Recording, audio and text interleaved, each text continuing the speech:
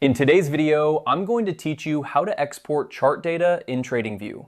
If you're looking to analyze your trading data or share your findings with others, exporting your chart data is a crucial step.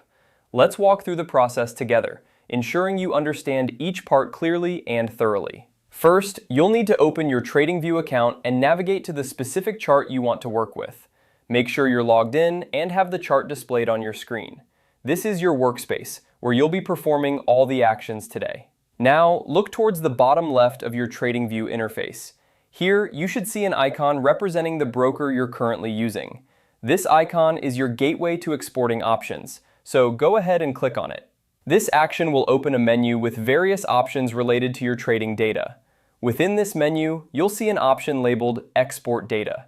Click on this option to proceed. This is the main feature you'll be using to extract your chart data from TradingView. Once you select Export Data, you'll be prompted to decide which specific trading tab you want to export. TradingView allows you to customize this step so you can focus on the data that's most relevant to your needs.